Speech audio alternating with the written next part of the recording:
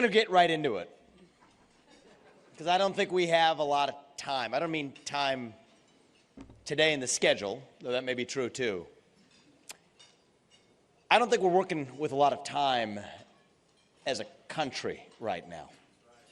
I came here, I was with my two sons this morning. One is 3 years old, one is 1 year old. If they graduate from high school before we've gotten this right, I don't think we have a country left. And so I'm going to get right into it, cut through the political BS, and let's have a real conversation today, okay? We're going to get real today. This is a speech I haven't given before, but looking at the amount of time we have left, we're going to cut through the usual introductions and get into this. We're in the middle of a war right now. We are in the middle of a cold cultural civil war in the United States, and you cannot win a war unless you first know that you're in one. This is not a war between black and white, as the media would teach you to believe. It is not a war between man and woman, or gay and straight, or even Democrat and Republican. It is a war between one side, who loves the ideals of this country and the ideals that set this nation into motion, who believes that all men are created equal, endowed by their Creator, with certain inalienable rights, among these life, liberty, and the pursuit of happiness, who believes that you get ahead in the United States not on the color of your skin, but on the content of your character and your contribution, who believe in the American dream, the idea that you get ahead in the United States with your own hard work, your own commitment, your own dedication, and that you are free to speak your mind at every step of the way. Most of us in these countries share our common ideals in common. That is one side of this war. And on the other side, we have a fringe minority that has the current Democrat Party in a chokehold, who believes that your identity is based on your genetics, your race, your gender, your sexual orientation. That if you're black, you're inherently disadvantaged. That if you're white, you're inherently privileged. No matter your economic background or your upbringing, your race, your gender, and your sexuality determine who you are and what you can achieve in life. It believes we must flog ourselves for our success in this country, bending the knee to this new cult of climate change. That we have to stop carbon emissions here in the United States, even as we're perfectly fine shifting those carbon emissions to places like China. Who will say that it is racist to defend our own border with our own military, but is perfectly fine sending our own military to defend somebody else's border halfway around the world. Who believes in group quotas over meritocracy. You see, these two sides of this war, why is this a war? Because those two worldviews cannot coexist. It's not a choice that you can have a little bit of both. It's either one or the other. You're either pro-American or you're anti-American. That is the choice we face in this moment. This is America's time for choosing once again. And I have some good news for you on this war. I have some good news and some bad news. The good news is, I'm convinced of this from traveling the country. I have been to a majority of states. There's no social media algorithms in the room between us today. There's no TV screens between us. The media will teach you one thing, but put that to one side. What I see when I travel this country is that most of us, 80+% of this country easily, black or white, even Democrat or Republican, 80+% of this country agrees on our shared national values. A majority of us are on the side of standing for the United States of America without apologizing for it. That's the good news. The bad news is that the other side is still winning. And so the question really for us to answer today is why? Here's what happened in our country. First thing that happened is we had a culture of fear that spread across the United States like an epidemic, faster than COVID-19, okay? This spread, the true pandemic in this country and in the modern West was the spread of this culture of fear. Take the likes of Congresswoman Ayanna Pressley of the Squad, who famously said a couple of years ago, We don't want any more black faces that don't want to be a black voice. We don't want any more brown faces that don't want to be a brown voice, end quote. Think about that for a second. When your race goes from being about your skin color to being about the content of the ideas you're allowed to espouse, then any disagreement with those ideas automatically makes you a racist, or a climate denier, or a transphobe, or a homophobe. And there is no greater damnation in modern America than to be called a racist or a climate denier. So when given the choice between pledging allegiance to this new religion and being tarred with that scarlet R, everyday Americans are choosing to bend the knee. And that is what has created this new culture of fear in our country. Fear of losing your job. Fear of your kids getting a bad grade in school. Fear of becoming an outcast in your own community. And that culture of fear has displaced our culture of free speech in the United States of America. You want to know the best measure of our country's health? Is it the number of green pieces of paper in our bank accounts? That's important, but it's not the most important thing. Is it the number of ballots we cast every November? That's just the final act at the end of the process. The best measure of the health of our constitutional republic is the percentage of people who feel free to say what they actually think in public. That's the truth. Right now we are doing poorly. The only way we're going to do better is all of us, not just me, all of us starting to speak openly again. But that's the first reason why the other side is winning. The division is artificial. 80% of us agree on the basic values, and half the 20 are people younger than me who never learned those ideals in the first place. We can bring them along too. But the first problem we face is that culture of fear in the United States that created the artifice of division, which allows the ruling party to actually exercise power, dominion, control, and punishment. Now the question is, how did this fringe philosophy, this anti-Americanism, go from being about being a challenge to the system to becoming the system? What they realized is they couldn't convince the people of this country, so they just captured one failing institution after another. And I'm going to tell you guys a story today that runs against the advice of my campaign advisors. That's why I haven't been talking about it for the first half of this campaign. It's too complicated. You got to simplify it. Keep it simple. Dumb it down. At this point, I'm done dumbing it down because we face complicated challenges. And so I'm going to ask you to stay with me. I trust you all. I trust the people of this country to follow us through what happened. I'll take you back to the 2008 financial crisis. That's where a lot of this began. I got my first job in New York City in the fall of 2007, on the eve of the 2008 crisis. And here's what happened. Occupy Wall Street was occupying Wall Street after the 2008 crisis and the government bailouts led by a Republican administration, I will remind you. It's not a Republican or Democrat point I'm making. The Bush administration bailed out the biggest banks in this country. What Occupy Wall Street showed up to say was, we want to redistribute money from those wealthy corporate fat cats and give it to poor people to help poor people. Agree or not, that is what the old left had to say. But right around that time, there was the birth of this new strand of the left, the woke left, that said, you know what, the real problem in this country, it's not quite economic injustice. It's not quite inequality anymore. It's racial injustice and misogyny and bigotry and climate change. Well, guess what? If you're Wall Street, Occupy Wall Street is a pretty tough pill to swallow. But the new woke stuff is actually pretty easy. Applaud some diversity and inclusion, put some token minorities on your boards, muse about the racially disparate impact of climate change after you fly in a private jet to Davos. It's pretty good work if you can get it. But they didn't do it for free. They had a demand in return.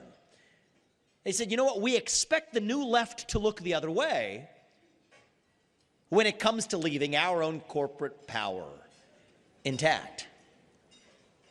See, that's the arranged marriage between these two unlikely bedfellows. It was not a marriage of love. It was more like mutual prostitution. And the net result of that act was the birth of this new woke industrial complex that's a sort of merger of state power and corporate power that is far more powerful than either one alone. So that's what Wall Street did. So Silicon Valley watched this very carefully, and they said, okay, that worked pretty well for them. We're going to get in on the trade, because the old version of break up big tech used to come from the left. That wasn't a right-wing slogan. That was a left-wing slogan. Break up big tech. So what did they say? Okay, wait. We can do a deal here. We will use our monopoly power to censor hate speech and misinformation as you define it. But we will not do it for free. We expect the new left to look the other way when it comes to leaving our monopoly power intact. And again, that trade worked masterfully for both sides. And so that's how you then get the rest of the economy getting in on the act. Coca-Cola making statements about new voting laws in Georgia that make it sound more like a super PAC than a soft drink manufacturer. Nike musing about slavery 250 years ago in the United States without saying a peep about using slave labor to make $250 sneakers that they sell to black kids in the inner city who can't afford to buy books for school. Right? The list goes on. That's how it spread. It works. So then you get to, it's not just corporate America. You get the other failing institutions getting in on the act too. Teachers' unions that have failed our students, failing to teach them how to do math, said, hey, wait a minute, this is an opportunity. We'll blow some woke smoke to deflect accountability for our actual failure. We might not have been teaching black and Hispanic kids and white kids and Asian kids too how to do math, but how about this? We'll just say math is racist. 2 + 2 = 4. Math is racist. What might not be racist is actually their failure to teach kids in the inner city across schools how to do math. You get to universities, 4-year college degrees. Tell people my age, you get a college degree, 4 years, take on that debt from the U.S. Department of Education, go on, live the American dream. I'll tell you what, many of my peers, you know how young people are disaffected from politics, many of my peers haven't paid off their student loan debts because they were sold a false bill of goods. But you got critical race theory to make up for it, because at least it gives them a chance to apologize for their own failures at the university level. Well, then you go to the U.S. military. What do you have? And this is really going to end up being a story about my generation and what's going on with us millennials. We see a generation spending $3 trillion from Iraq to Afghanistan, thousands upon thousands of innocent American lives sacrificed. To what end? The Taliban still in control in Afghanistan. An Iraq regime that is hostile to the United States and vulnerable to the influence of Iran. $3 trillion later, what are you going to do if you're General Mark Milley? Muse about white rage and systemic racism. It is woke smoke to deflect accountability for the fundamental failure of an institution that abandoned its true purpose. From Wall Street to Silicon Valley to K-12 education to 4-year college education to the U.S. military, that is the arranged marriage between the managerial class that is fundamentally hostile to the people who they're supposed to serve, marrying their old enemies on the left by saying that we'll do a deal, say what you want us to say, but deflect the criticism that used to come from the old left, and we are here sitting here duped to watch that play out in slow motion. That's what happened until the story took a really dark turn, when a new party showed up on a scene and turned that arranged marriage into a 3-party affair. And that is the Communist Party of China. You see, they understand this game far more deeply than any of us do.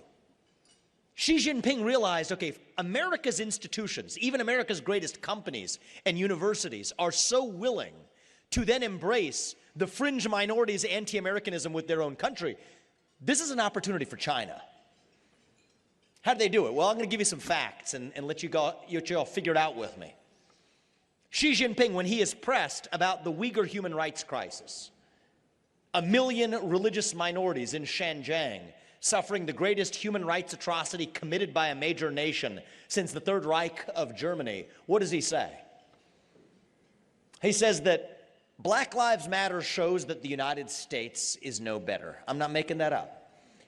Is that an accident? No, it's not. His top diplomat comes here to the Alaska summit, faces off Tony Blinken with a 15-minute opening statement saying that China wants to see the U.S. do better on human rights, that China wants to see the U.S. stop slaughtering, that is his word, slaughtering black Americans. Now, this would be ludicrous. This would be laughable were it not for the fact that our own companies and universities, and hell, even our own military, lends credence to what he's saying. You know, Disney will object to a parental rights bill in the state of Florida or an anti-abortion law in Georgia while going to Xinjiang to film Mulan in the middle of the very province where they're committing that human rights atrocity. LeBron James will criticize his systemic racism here in the United States while bowing to his true Chinese overlords. BlackRock will apply emissions caps to Chevron and Exxon without doing a peep to PetroChina in the other side of the world. Jamie Dimon to Tim Cook will bow to their true master because Xi Jinping knows what we have failed to understand in this country. We thought we were going to send Big Macs and Happy Meals and somehow export democracy to places like China. We thought we were going to use our money to get them to be more like us. Well, they realized they could do us one better. They used their money, access to their market, to get us to be more like them. Or one step worse than that, they used our money to get us to be more like them. And it has worked. It all comes down to actually the money at the end of the day. Right? China builds a great Chinese wall that says you can't enter the Chinese market if you criticize the CCP or apply an emissions cap over there. But they will roll out the red carpet if you criticize the United States or if you apply those same constraints in America. So that's what turns Larry Fink to Tim Cook into Xi Jinping's circus monkeys. He will say jump. They will say how high. So that is how deep this rot runs. And yes, I told you, that's not a usual, not a campaign speech I'm giving you guys. We're getting to truth here. This is how we got to where we are, which we have to see with clear eyes before we get to sloganeering about the solutions. So where do we go from here? What do we do about it? We have a culture of censorship and fear that stops you from saying in public what I have just expressed to you. We have institutional leaders who have been captured from one institution in the private sector to the public, to a Chinese Communist Party that's playing us like a mandolin. Where do we move forward from here? I was at the Reagan Library, as you all know, in the middle of the week, and I'll tell you that Reagan was one of my great heroes, and he is one of my great heroes, because he did what he needed to do in his era. He cut taxes. He slashed government regulations.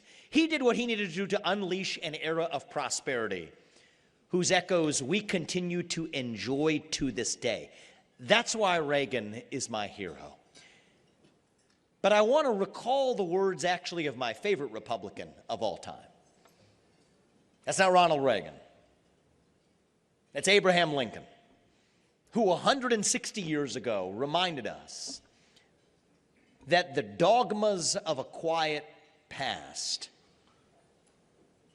are inadequate to the stormy present. And I say today, as a member of a different generation, as the youngest person ever to run for U.S. president as a Republican, as the youngest president ever elected, if you all put me there, as a member of a new generation reaching the next generation, the dogmas of 1980 are inadequate to address the unique challenges that we face today. Today, the real threat to us is not even from Congress on the eve of whatever artificial shutdown debate they're having on a given hour today.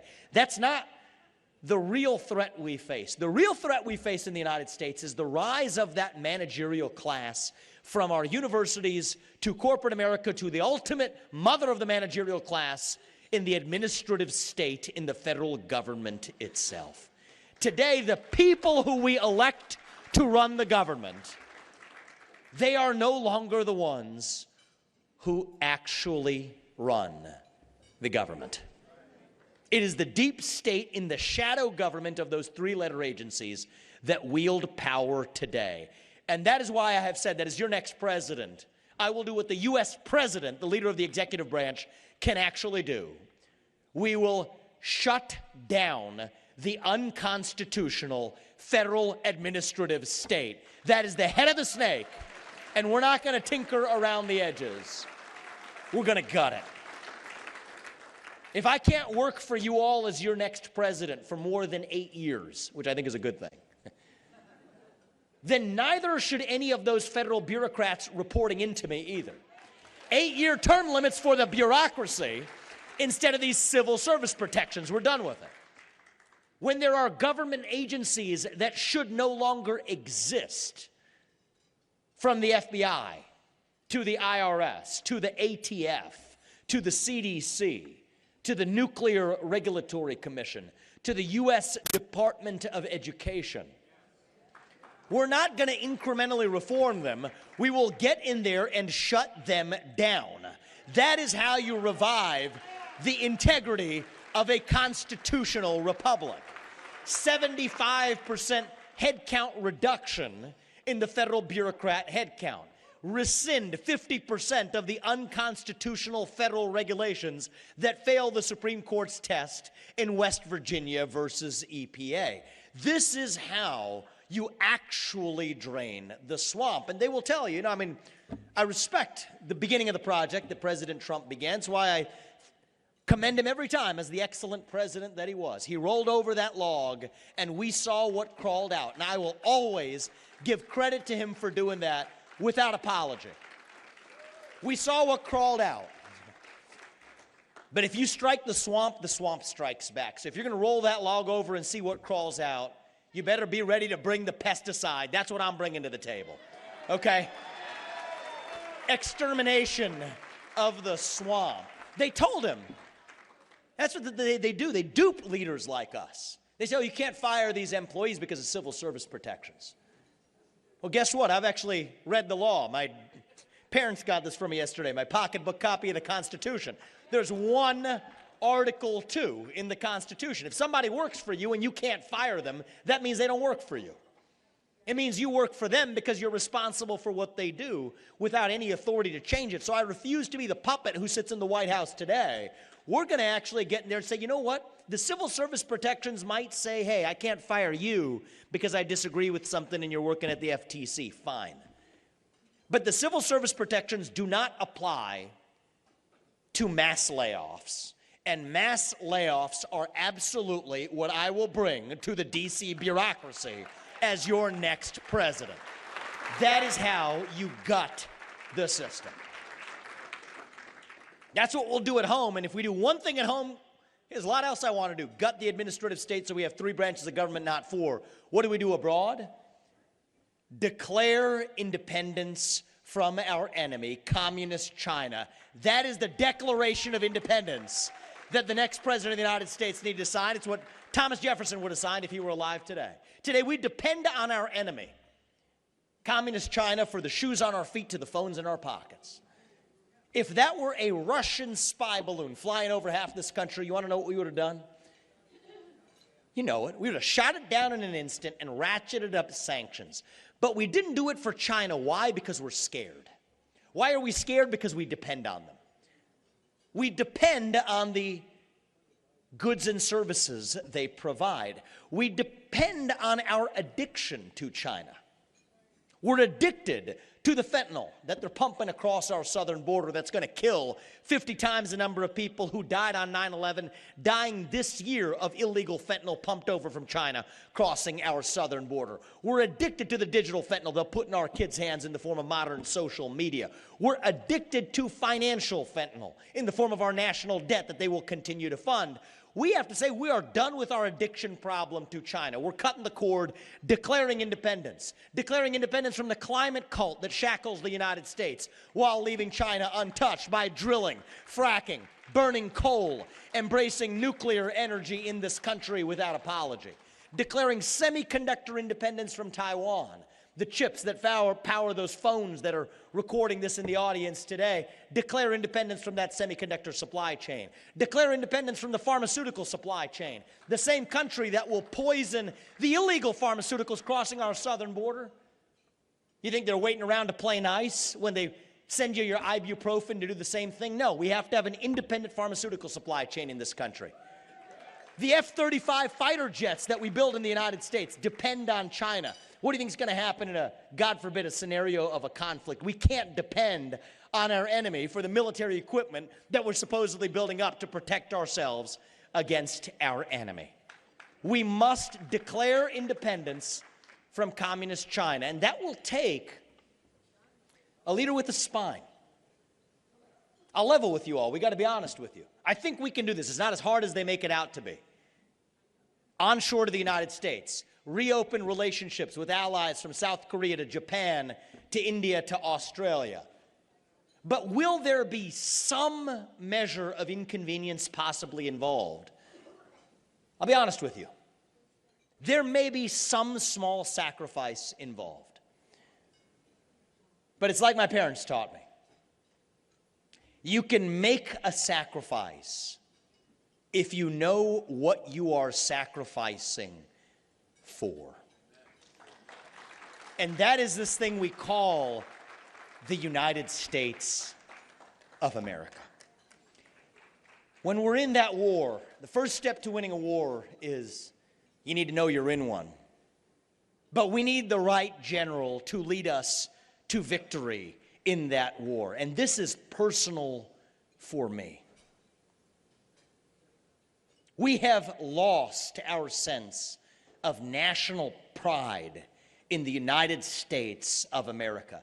My generation, the generation younger than me, Gen Z, 60% of us say we would sooner give up our right to vote, that's what Gen Z says, than to give up their access to TikTok. I'm not making that up. 25% recruitment deficit in the U.S. military. Why? What's going on there? We will require a leader from the next generation to actually reach the next generation. And I'll tell you what's going on with millennials and Gen Z across this country. I think it's true of all of us. It's definitely true of young Americans. We are hungry for a cause. We are starved for purpose and meaning and identity. At a time in our national history when the things that used to fill that void, belief in God, belief in country, belief in self, family, these things have disappeared. And that leaves a black hole in our hearts. And when you have a black hole that runs that deep, that is when the poison fills the void. Wokeism, transgenderism, climatism, COVIDism, globalism, Zelenskyism, depression, anxiety, fentanyl, suicide. Do you think it is an accident that we see the rise of these same poisons at the same time? Come on, guys, that's not a coincidence. That is a symptom of a deeper void of purpose and meaning in our country.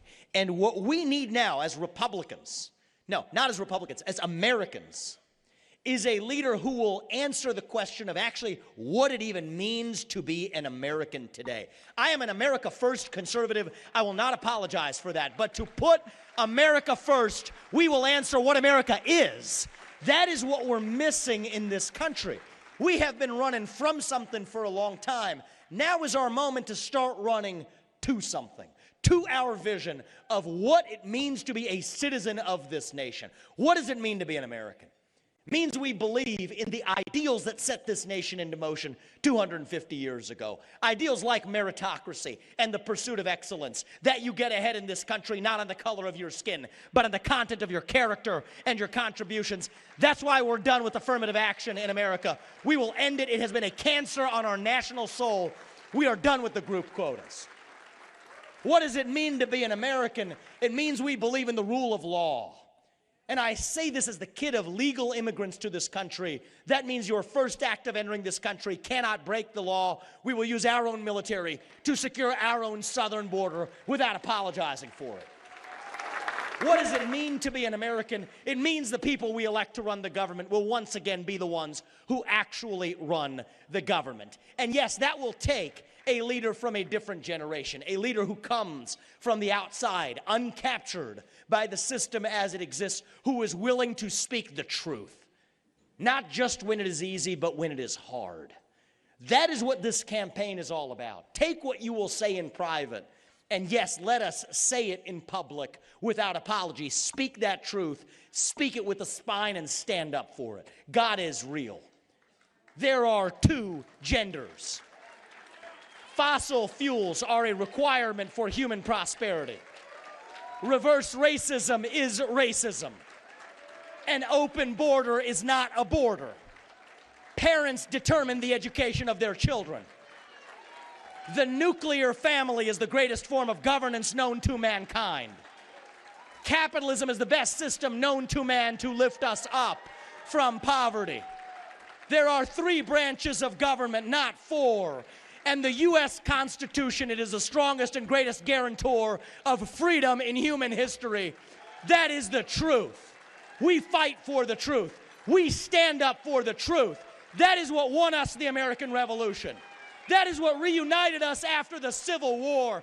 That is what won us 2 world wars and the Cold War. That is what still gives hope to the free world today. And if we can revive that dream over group identity and victimhood, then nobody in the world, not a nation, not a corporation, not a virus is going to defeat us. That is what American exceptionalism is all about, and that is what we will revive to save this great nation. God bless you. God bless your families. And may God bless our United States of America. Thank you.